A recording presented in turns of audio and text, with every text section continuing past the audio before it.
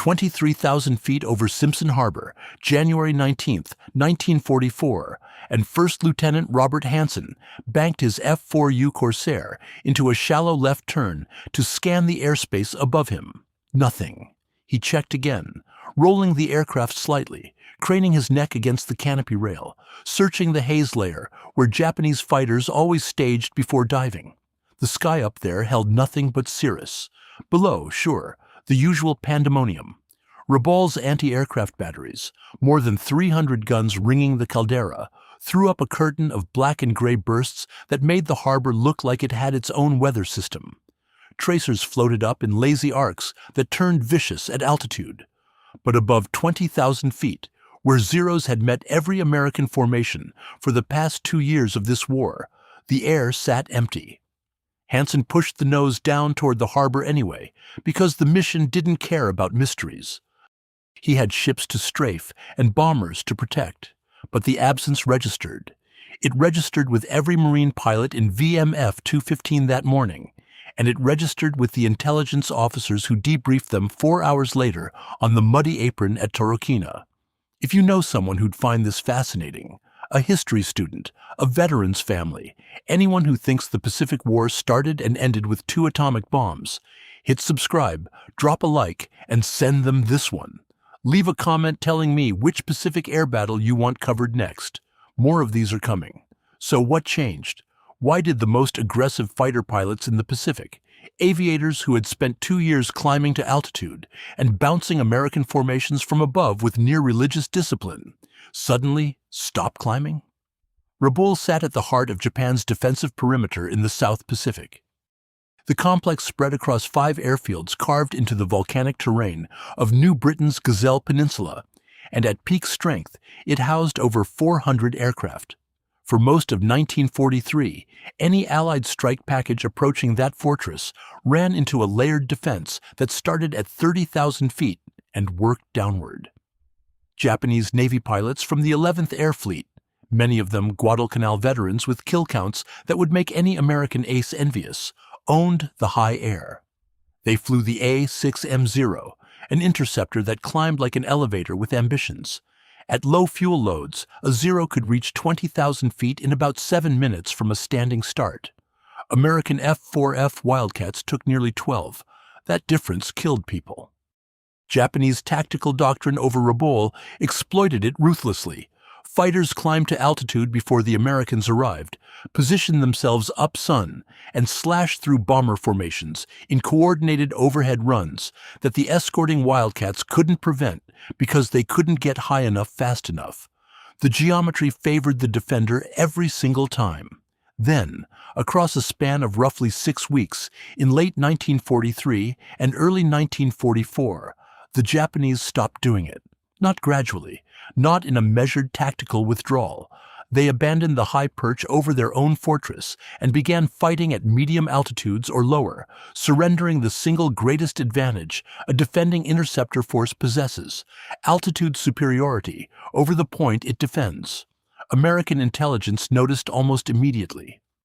Mission reports from Marine fighter squadrons operating out of Bougainville, VMF-214, VMF-215, VMF-211 among them, recorded a consistent pattern shift, where previous Rabaul strikes had encountered Japanese fighters staged between 22 and 28,000 feet.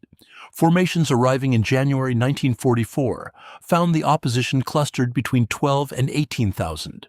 Some missions reported no high-altitude intercepts at all. The after-action reports use dry language, but the meaning cuts through. One squadron's intelligence summary noted that enemy fighters appeared reluctant to engage above the medium-altitude band. Reluctant. Japanese naval aviators, men who had attacked Pearl Harbor, who had savaged the Royal Navy off Ceylon, who had turned the Coral Sea into a killing ground and hunted American carriers across the open Pacific, described as reluctant. Something had broken their confidence in the vertical game. Something had made climbing a losing proposition over their own airfield complex, and whatever it did the job fast. The records from Rabaul's Japanese garrison don't spell out the reasoning in a single tidy document. Operational diaries from the 11th Air Fleet for this period survive only in fragments. Post-war interrogations of surviving officers fill some gaps, but leave others wide open. What the American side documented, though, tells the story from the outside. The Japanese stopped climbing, and the thing that stopped them had a Pratt & Whitney R-2800 engine and an inverted gull wing that looked wrong until you understood exactly why it worked. The heat at 14-mile Drome hit you like opening an oven. Volcanic soil baked black under equatorial sun, radiating upward into shimmering columns that distorted the tree line and made the parked aircraft look like they were melting. Ground crews working on P-39 Airacobras at 5 Mile Strip in early 1943 learned to wrap their hands before touching cowling panels. Bare skin on sun-heated aluminum meant burns. The air smelled of avgas, cordite residue from the morning's bombing, and the sulfur tang that drifted down from Tavravur volcano on days when the wind backed around to the southeast. Everything rotted. Canvas, leather, rubber seals, morale. Pilots sat in revetments, cut from the ash soil, and listened to the deep thrumming of Nakajima Sakai radials overhead, a sound distinct from their own Allison inline engines, lower-pitched, with a peculiar resonance that veterans learned to identify before they could see anything. That sound meant zeros at altitude. It meant someone in the next scramble wouldn't come back. Why Rabaul? Because geography made it inevitable. The harbor, a flooded volcanic caldera nearly 6 miles across, offered deep-water anchorage for an entire fleet. The surrounding terrain provided natural dispersal for aircraft, fuel dumps, and ammunition stores that no amount of bombing could reliably destroy. Japan seized Rabaul in January 1942 and spent the next 18 months turning it into the central hub of every offensive and defensive operation in the Solomons, New Guinea, and the Bismarck Archipelago. 5 airfields radiated outward from the harbor complex like spokes. Lakunai and Vunakanau handled fighters. Rapopo and Tobera staged bombers. Karavat served as overflow. At full capacity, the complex could cycle over 400 sorties per day, a throughput that no other Japanese base in the South Pacific came close to matching. The fighters defending this complex owned one currency above all others, and that currency converted directly into dead Americans: altitude. A Zero sitting at 25,000 feet over Simpson Harbor held roughly 47,000 foot-pounds of potential energy over a P-39 struggling to reach 18,000. Energy translates to options. The high fighter chooses when to engage, picks the angle of attack, controls closure rate, and retains the ability to break off and reclimb if the pass goes wrong. The low fighter reacts. Reaction in aerial combat means dying on someone else's schedule, and the P-39 reacted constantly over Rabaul. The Airacobra carried its Allison V-1710 engine behind the cockpit, driving the propeller through an extension shaft. Clever packaging. It allowed a 37mm cannon to fire through the propeller hub, and it kept the center of gravity favorable for ground attack work. But the Allison lacked a 2-stage supercharger. Above 15,000 feet, the engine starved for air, and power dropped off a cliff. Climb rate at sea level sat around 2,100 feet per minute. At 20,000 feet, that number fell below 800. Japanese pilots figured this out within weeks. 5th Air Force P-39 units operating out of New Guinea against Rabaul-based raiders in mid-1943 suffered accordingly. The 339th Fighter Squadron lost 5 aircraft in a single engagement over Oro Bay when Zeros dove through their formation from 8,000 feet above, a gap the Airacobras physically could not close before contact. P-40 Warhawks fared marginally better.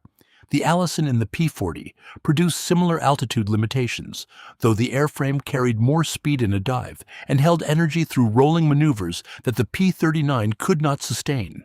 Pilots in the 49th Fighter Group developed tactics built around staying below the Zero and refusing to climb after it, trading altitude advantage for survivability. That sentence should bother you. American fighter pilots over the most important Japanese base in the theater had adopted a doctrine of deliberate inferiority in the vertical plane because their aircraft could not compete there. The kill-to-loss ratios tell the rest. 5th Air Force records for the Rabaul Air Campaign through October 1943 show fighter losses running nearly 1-to-1 against Japanese interceptors in engagements above 18,000 feet. Below 12,000, where American speed and firepower advantages applied, the ratio swung to roughly 3-to-1 in American favor.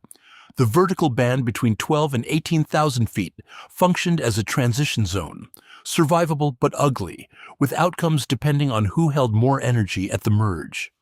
Above 18,000, the zero ruled. The Japanese knew it. Every scramble order from 11th Air Fleet headquarters during this period directed interceptors to stage above 20,000 before engaging. Climb first. Always climb first. The altitude belonged to them, and had belonged to them since the day they took Rabaul, until an aircraft arrived that climbed faster than anything they had ever seen an American fly. Fight with the plane you have, not the plane you want. That principle drove Japanese fighter doctrine from the first day of the Pacific War, and the plane they had rewarded it spectacularly.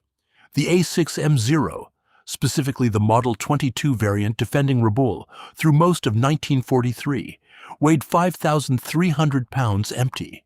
Strip away the guns, the pilot, the fuel, the oil, and you had an airframe lighter than a loaded pickup truck. Jiro Horikoshi's design team at Mitsubishi achieved that number by doing something no American engineering office would have approved. They removed the things that kept pilots alive.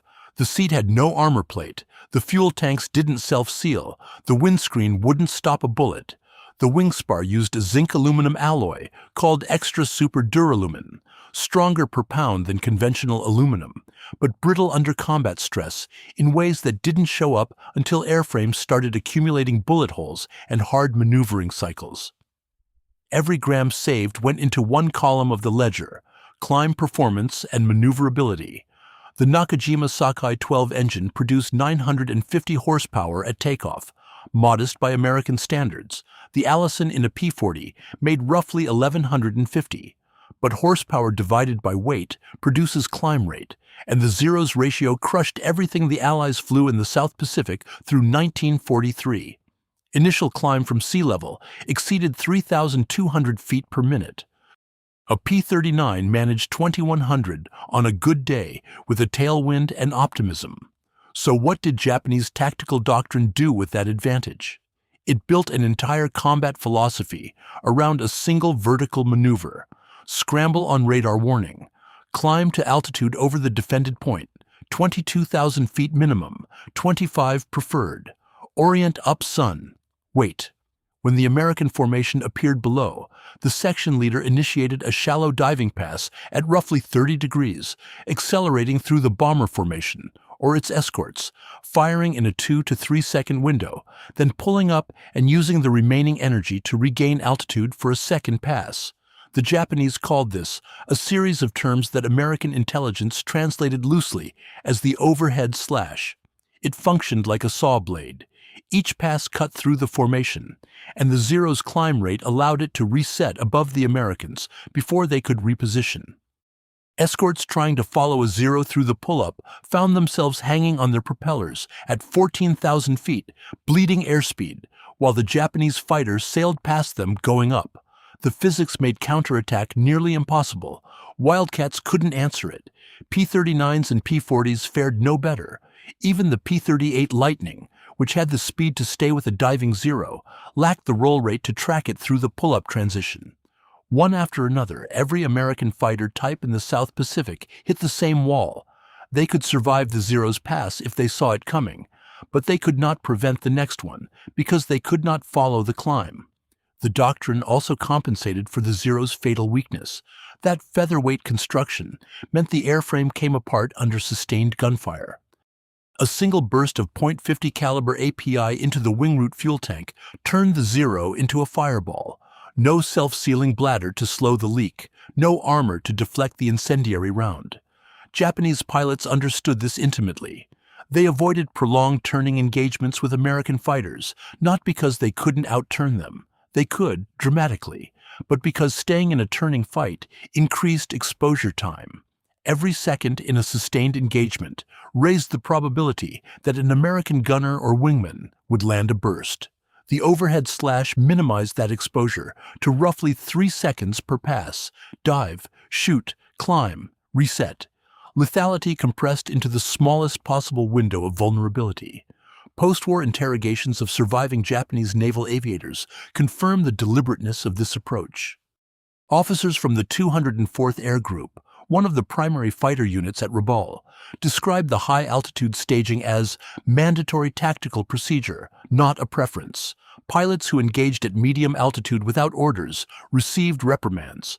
The doctrine demanded discipline, and Rabaul's experienced aviators had discipline in quantities that American pilots respected even while dying from it. Through October 1943, nothing in the Allied inventory broke the cycle. The Japanese climbed, slashed, climbed again, and American losses accumulated in a pattern so consistent that 5th Air Force planners began routing strike packages around Rabaul rather than through it. The fortress functioned exactly as designed. Its fighters controlled the vertical space above it, and controlling the vertical space meant controlling who lived and who burned on the way down. The missing variable, the one that would collapse the entire system, sat on a factory floor in Stratford, Connecticut, taking shape around an engine that produced more than twice the horsepower of the Sockeye 12. What do you do when the enemy owns the sky above your bombers and every fighter in your inventory tops out 5,000 feet below him? You build something absurd. You take the biggest radial engine in production, the Pratt and Whitney R 2800 double wasp, 18 cylinders arranged in 2 rows, displacing 2,800 cubic inches, and you bolt it to a single-seat fighter airframe. Nobody had done this. The R-2800 powered twin-engine bombers. It produced 2,000 horsepower at takeoff, with water injection pushing that to 2,200 in emergency military power. The Sockeye 12 in the Zero made 950. Rex Beisel's design team at Vogt Sikorsky in Stratford, Connecticut, knew exactly what they wanted from that disparity, and climb rate topped the list. But 2,000 horsepower demands a propeller that can absorb it, and absorbing it means diameter. The Hamilton Standard 3-blade unit fitted to the Corsair measured 13 feet 4 inches tip to tip, largest propeller hung on a single-engine fighter in the war. And diameter creates a ground clearance problem that most engineers would solve by lengthening the landing gear. Beisel's people looked at longer gear legs and didn't like what they saw: more weight, more structural complexity, and the added failure points on carrier landings, where gear took enormous lateral loads. Their solution bent the wing, the inverted gull wing. It dropped the wing root downward from the fuselage, angling the spar toward the ground, then cranked it back upward at roughly mid-span. The low point of that crank is where the landing gear attached, shorter legs, planted closer to the aircraft's center of gravity, mechanically simpler. The propeller tips cleared the deck with room to spare. Every aviation journalist who saw the prototype thought it looked ungainly. Vought's stress engineers didn't care how it looked. They cared that the wing root junction created a near-perpendicular intersection with the fuselage, which reduced aerodynamic interference drag at the joint by a measured 9% compared to a conventional straight-wing mounting. That 9% converted directly into speed. The F4U Corsair, the -1A variant that reached Marine squadrons in late 1943, topped out at 417 miles per hour in level flight at 20,000 feet. The Zero Model 22 managed 338 at the same altitude, 79 miles per hour of margin.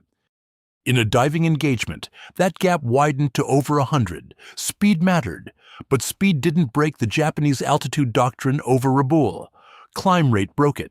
The Corsair climbed from sea level at 3,120 feet per minute. Read that number against the Zero's 3,200 and something changes in your understanding of the Pacific Air War. For the first time, an American fighter matched the Zero in the vertical, dead even, while carrying 150 pounds of cockpit armor plate, self-sealing fuel tanks lined with a rubber compound that swelled on contact with gasoline to plug bullet holes, a bulletproof windscreen, and 6 Browning M2 50 caliber machine guns with 2,400 rounds of ammunition. The Corsair hauled all of that protective weight up to 20,000 feet in roughly the same time the Zero reached it, carrying nothing but fuel, a pilot, and 2 rifle-caliber guns backed by a pair of 20mm cannon.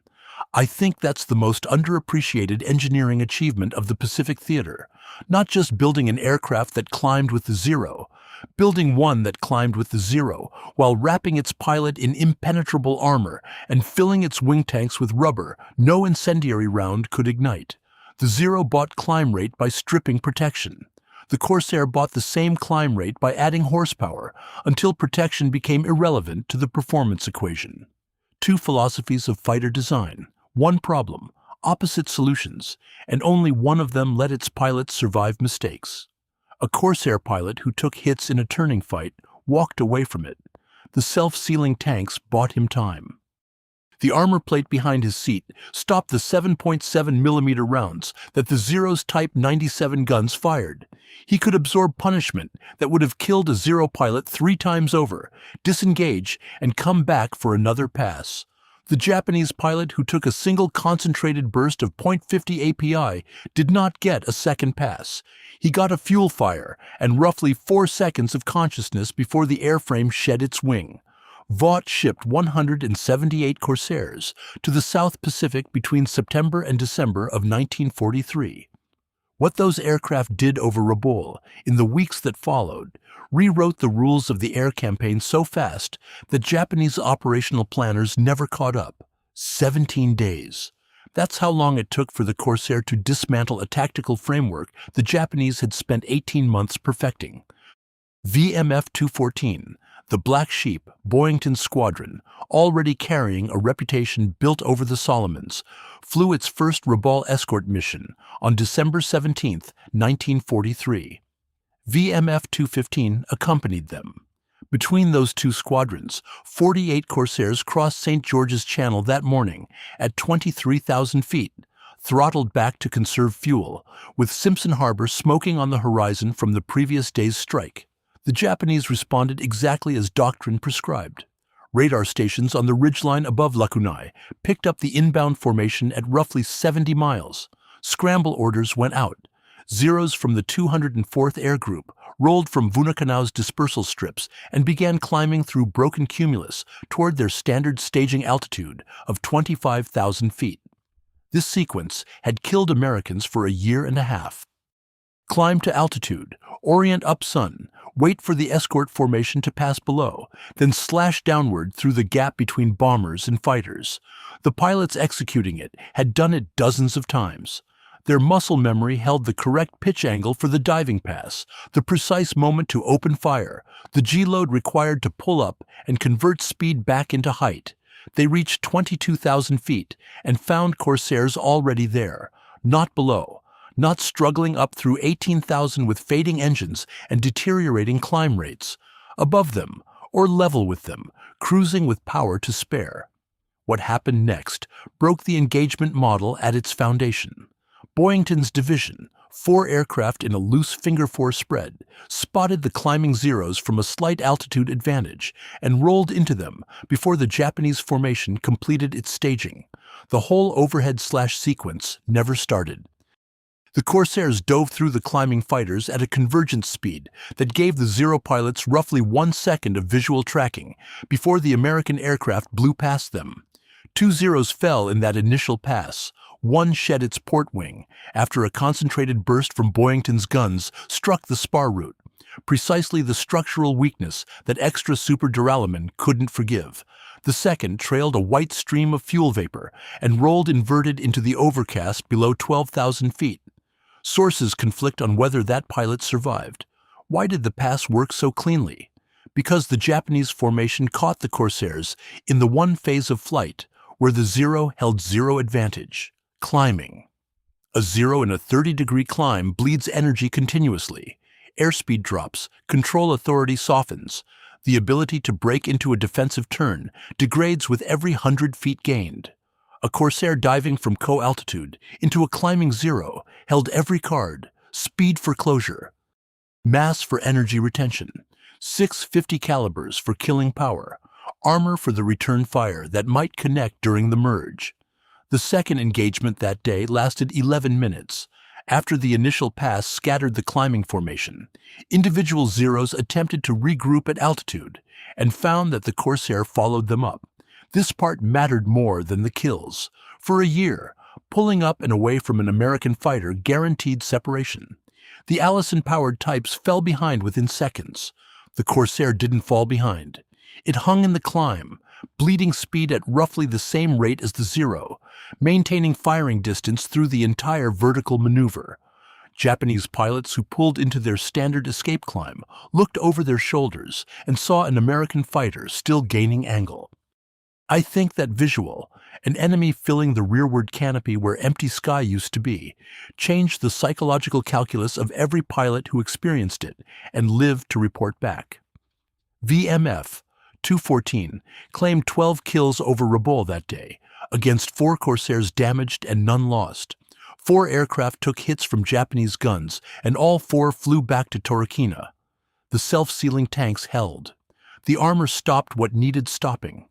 Maintenance crews at Baracoma patched the holes, replaced a hydraulic line on 1 aircraft, and had 3 of the 4 mission-ready within 36 hours. On the Japanese side, the after-action process looked different. 12 airframes gone, 12 engines, 12 instrument panels, 12 sets of guns, 12 propellers, irreplaceable inventory drawn from a production pipeline already failing to keep pace with attrition. And worse than the hardware, pilots. Rabaul's experienced aviators, the men who understood the overhead slash, who carried the institutional memory of 1,000 intercepts, burned in their cockpits or drowned in the harbor they'd spent 18 months defending. The numbers told the story before anyone on the Japanese side admitted it out loud. Between December 17, 1943 and January 25, 1944, 39 days, Corsair squadrons over Rabaul claimed 115 aerial kills against 14 losses, an exchange ratio exceeding 8-to-1. Those figures come from Marine Corps after-action reports and carry the usual inflation that afflicts pilot claims in every Air Force, but even cutting them by a third leaves a ratio that no defending fighter force can absorb and continue functioning. By the second week of January, something changed in the intercept patterns. American radio intelligence units monitoring Japanese fighter control frequencies from listening posts on Bougainville began logging a new behavior. Scramble orders went out from Rabaul's ground controllers as usual. Pilots acknowledged, engines started, aircraft taxied and took off. Then, nothing happened at altitude. The Zeros climbed to 15,000 feet, sometimes 12, and orbited there, refusing to continue upward to the doctrinal staging altitude of 22 to 25,000. Ground controllers repeated the climb directive. Intercepted transmissions show responses that American translators characterized as acknowledgments, followed by no corresponding action. Why would a fighter pilot refuse to climb? Because climbing killed him. The overhead slash required arriving above the enemy formation with enough separation to build diving speed. A Zero that reached 23,000 feet in January 1944 found Corsairs already occupying that airspace, not passing through it, but holding it, waiting with altitude and energy banked like currency. The climbing Zero presented its belly, bled its airspeed, and ate 6 streams of 50 caliber incendiary fire delivered by an aircraft that outweighed it by 4,000 pounds and absorbed return fire like rain on concrete. Climbing into that became suicide, distinguishable from a kamikaze attack only by the absence of a surface target, so the veteran pilots stopped doing it. They held at medium altitude, where they retained maneuvering speed and the option to dive away. This preserved their lives for the duration of individual engagements. It also surrendered the entire defensive architecture that had made Rabaul functional as a fortress. Without altitude superiority, the overhead slash ceased to exist.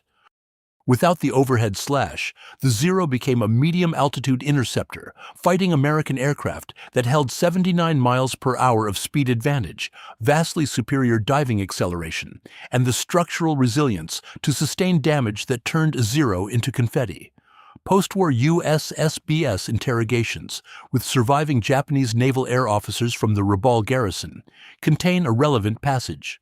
A staff officer from the 11th Air Fleet, the records identify him by rank but not name, described the January situation, in terms the interrogator transcribed as follows.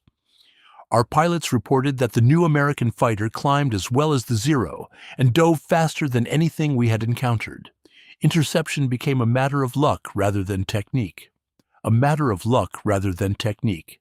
That sentence carries the weight of an entire doctrinal collapse compressed into 9 words. Technique meant the overhead slash, 18 months of institutional knowledge about angles, energy states, timing. It meant the difference between a professional air defense and a collection of individual pilots hoping not to die on any given sortie. When technique stopped working, the Japanese air garrison at Rabaul ceased to function as a coherent defensive system and became something closer to a slow-motion attrition trap, consuming its own pilots. The arithmetic made recovery impossible. Japan produced 6,339 Zeros across all variants during 1943. Sounds adequate until you map losses against output. Rabaul alone consumed aircraft at a rate that diverted airframes from carrier squadrons, from the Philippines, from the Home Defense Network. Vought produced 738 Corsairs during the same year, fewer total airframes, but the exchange ratio inverted the math. One Corsair destroyed 8 Japanese fighters before going down. Its replacement arrived with a pilot who'd completed 250 hours of stateside training. The replacement Zero arrived with a pilot who'd completed, by late 43, sometimes fewer than 100. Robert Hansen flew over Simpson Harbor on January 24th and shot down 4 Zeros in 6 minutes. He landed with 11 holes in his Corsair and oil streaking the cowling from a nicked return line. Maintenance had the aircraft flying again the next morning. Somewhere in the harbor below, 4 columns of smoke marked the surface where Japanese aviators met the water. Their aircraft sank. Their experience sank with them. 42. That's how many operational Zeros remained at Rabaul's 5 airfields by the last day of January 1944. 6 weeks earlier, the garrison had held over 200. The difference lay scattered across the floor of Simpson Harbor, buried in volcanic hillsides around Vunakanau, or simply unaccounted for, aircraft listed as dispatched on intercept missions, whose pilots never transmitted again after initial contact. February opened with rain. Heavy equatorial downpours turned Lakunai's taxiways into rivers of black mud and grounded operations for 2 days. When the weather broke on February 3rd, American SBDs came back. Corsairs rode above them at 24,000 feet. The Japanese scrambled 11 fighters. 11, from a garrison that 18 months earlier could put 80 interceptors into the air within 20 minutes of a radar contact. Of those 11, 3 turned back before reaching engagement altitude, with mechanical failures that maintenance crews lacked parts to have prevented. The remaining 8 engaged at 16,000 feet, well below the Corsair escort, and dove away after a single pass that produced no confirmed hits on the bomber formation. So what does a fortress do when it can no longer defend itself from the air? It evacuates. On February 20th, 1944, Vice Admiral Junichi Kusaka, commanding officer of the Southeastern Area Fleet, headquartered at Rabaul, authorized the withdrawal of all remaining carrier-qualified pilots and operational aircraft to Truk Atoll, 700 miles to the north. The order didn't use the word withdrawal. Japanese operational communications from this period favored redeployment and strategic consolidation, language designed to obscure the reality that Rabaul's air garrison had been functionally destroyed in 65 days by squadrons flying an aircraft that entered service less than a year earlier. The transfer happened in stages across the final week of February. Aircraft departed in small groups, 2s and 3s, never the massed formations that would have attracted the attention of American patrol aircraft hunting between New Ireland and the Caroline Islands. Ground crews watched them go. The mechanics and the armorers stayed. So did the radio technicians. Roughly 97,000 Japanese military personnel remained at Rabaul with no air cover and no prospect of resupply beyond what submarines could deliver. Kusaka kept a handful of float planes for reconnaissance. Everything else flew north. The withdrawal was strategically devastating, not merely tactically embarrassing. Rabaul controlled the western approach to the Solomon Islands chain. Its airfields projected power across 600 miles of ocean in every direction. The entire reason Japan fortified the position, the tunnels, the underground hospitals, the dispersal revetments carved into volcanic rock, rested on the assumption that land-based air power would deny the surrounding sea and airspace to American operations. Remove the aircraft, and Rabaul became 100,000 men sitting in holes, armed, supplied for months, professionally dug in, and strategically irrelevant. The Americans never invaded. They didn't need to. They flew over it. Hansen didn't see any of this play out. He disappeared on February 3rd during a strafing run on a lighthouse near Cape St. George. His Corsair hit the water and sank. No parachute, no emergency transmission. He held 25 confirmed kills at the time, third highest scoring Marine aviator of the war. The Medal of Honor citation came through 5 months later. The records don't say whether his wingman saw the impact or only the absence where an aircraft had been a moment before. The pilots who did survive the Rabaul campaign carried something forward that mattered more than kill counts. They carried validated tactics. The Corsair over Rabaul proved that an American fighter could seize the vertical from the zero, hold altitude superiority against a climb-optimized opponent, absorb combat damage, and sustain an operational tempo that ground the enemy's pilot pool to nothing. Every lesson from those 65 days fed directly into the tactical manuals that Corsair squadrons carried into the Marianas, into the Philippines, into Okinawa.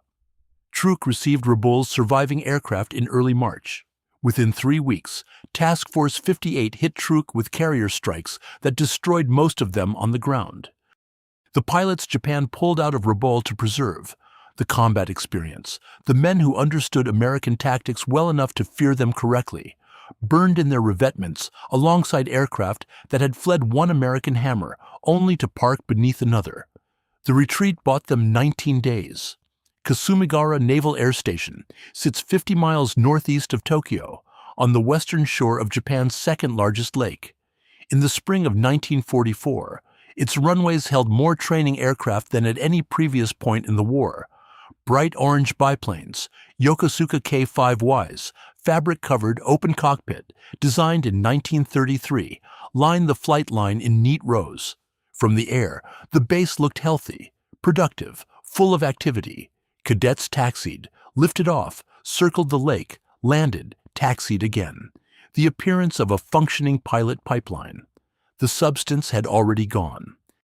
Japan's pre-war naval aviation training program accepted roughly 100 students per year into its elite flight school tracks. The emphasis falls on that word, elite. Candidates endured 3 years of physical and academic screening before touching an aircraft. Once selected, they flew for 2 additional years under instructors who had themselves completed the same grinding process. The output: pilots of extraordinary individual skill, deeply versed in aerobatics, formation flying, gunnery, navigation over open water.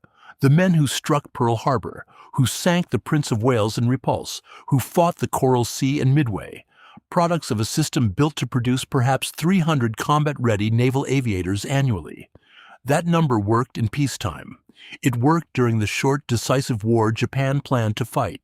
It did not work against an enemy who killed 8 of your pilots for every one of his. You managed to bring down over a single harbor in 65 days. So what did America's system look like by comparison? The U.S. Navy's Training Command graduated over 23,000 pilots during 1943 alone.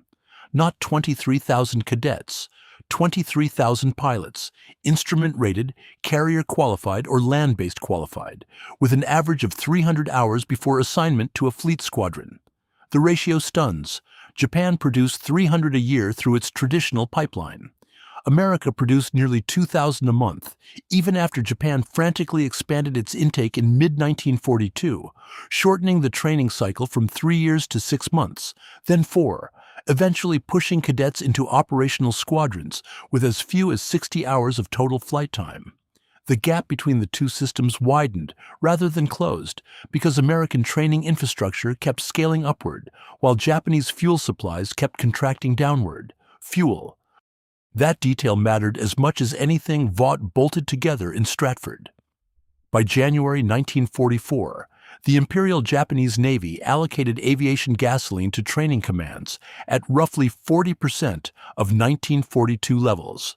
Cadets at Kasumagara flew fewer hours per week than their predecessors had flown per day. Instructors, the few experienced pilots pulled back from combat units to teach, watched students attempt carrier landing patterns with fewer than 15 hours of solo time logged.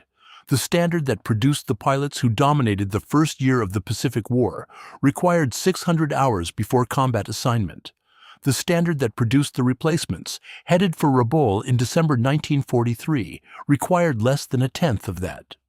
Petty Officer Second Class Matsuo Hagiri completed flight training at Oita Air Group in November 1943 with 72 total flying hours. He reached Rabaul on December 28th. He flew 3 combat sorties. On January 4, 1944, his Zero failed to return from an intercept mission against Corsair-escorted bombers over Simpson Harbor. His flight log, recovered after the war from administrative records at Oita, shows his entire combat career lasted 7 days. He had never fired his guns at a moving aerial target before his first mission over Rabaul. The training syllabus by that point had eliminated air-to-air gunnery practice as a fuel conservation measure. 72 hours of training against pilots with 300, a 1,000 horsepower fighter against one producing 2,000, no armor against self-sealing tanks and steel plate behind the headrest. That isn't a contest, that's a disposal system with wings. The Marianas campaign began 5 months after Rabaul emptied its hangars. On June 19, 1944, the day American historians call the Great Marianas Turkey Shoot, Japanese carrier Aviation launched 373 sorties against Task Force 58 and lost 243 aircraft in a single afternoon. Corsairs flew among the interceptors that day, alongside Hellcats. The Japanese pilots they killed over the Philippine Sea carried an average experience level that USSBS post-war analysis estimated at under 200 flight hours. Rabaul hadn't caused that deficit alone, but Rabaul accelerated it past the point where acceleration mattered, past the threshold where training pipelines, fuel supplies, institutional knowledge, and operational experience could combine to produce anything resembling the force that once owned the Pacific sky. Japan lost the air war over Rabaul. Or Japan lost the air war in Texas and Florida in Pensacola, where 23,000 American pilots earned their wings in a single year, while Japanese cadets circled a lake on 40% fuel rations. Both statements sit comfortably inside the evidence. The question is, which one you find more honest? The Corsair arrived in theater with enough performance to seize the vertical from the Zero over a defended target complex, not in a test report, not in a manufacturer's brochure, but in repeated combat over Simpson Harbor across 65 consecutive days of operations. The F-6F Hellcat could have done it. Probably. The Hellcat reached fleet squadrons at roughly the same time and compiled its own staggering kill ratios in the Marianas 6 months later. But the Hellcat went to carrier air groups. The Corsair went to Marine squadrons, operating from muddy strips on Bougainville, close enough to Rabaul to maintain pressure on a near-daily cycle. Geography and bureaucratic assignment put the Corsair over that particular harbor at that particular moment. The aircraft performed. The system behind it, Pratt and Whitney's engine production, Vaught's assembly line, the Navy's training pipeline, the logistics chain that delivered drop tanks and 50 caliber ammunition to a jungle airstrip, made the performance sustainable. The Japanese side understood what happened. USSBS interrogators, working through 11th Air Fleet staff officers in late 1945, compiled a summary assessment of the Rabaul air defense failure. The document runs 11 pages.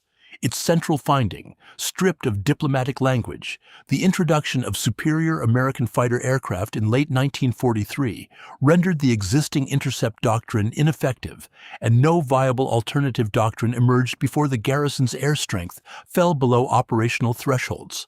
Rendered ineffective. 2 words covering a collapse. Pilots stopped climbing. The overhead slash died. 100,000 men dug into volcanic rock, watched their air cover fly away in groups of 2 and 3, headed for an atoll that American carriers would flatten before the month ended. Did the outcome require the Corsair specifically? American industrial capacity by 1943 guaranteed numerical superiority in every theater, regardless of which airframe carried the fight. Hellcats, Lightnings, Thunderbolts, any of them fed through the same training and logistics pipeline would have ground down Rabaul's defenders eventually. The Corsair compressed the timeline.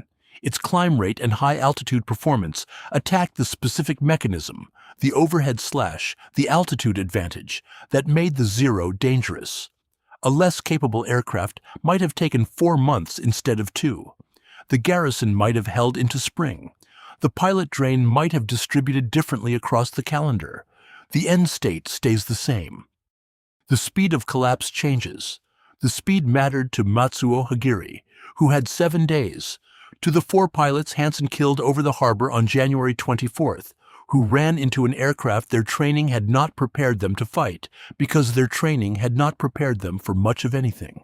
To the mechanics at Lakunai, who stripped parts from wrecked Zeros to keep flying machines airborne for one more intercept, knowing each sortie sent a pilot upward against something that outclimbed him, outdove him, outgunned him, outlasted him, and came home with 11 holes in the cowling to fly again the next morning. Rabaul's airfield stayed operational through the end of the war. Japanese ground crews maintained the strips, filled the bomb craters from occasional Allied harassment raids, kept the revetments clear, routine maintenance on facilities that held no aircraft. 97,000 personnel, ate diminishing rations, tended gardens in the volcanic soil, waited for a relief force that Imperial General Headquarters quietly removed from every planning document by April 1944. On March 8, 1945, 13 months after the last Zero left, a Marine Corsair squadron out of Emerau flew a routine patrol over Rabaul at 28,000 feet. Clear skies. The harbor glinted green and silver below. Smoke rose from cooking fires inside the perimeter. No anti-aircraft fire, no interceptors. The patrol leader noted the absence in his flight log and turned his formation northwest toward the next waypoint. Fuel for another 90 minutes of station time. The after-action report listed it as an uneventful sortie. No contacts, no engagements, no losses on either side. The next morning, they flew the same route again.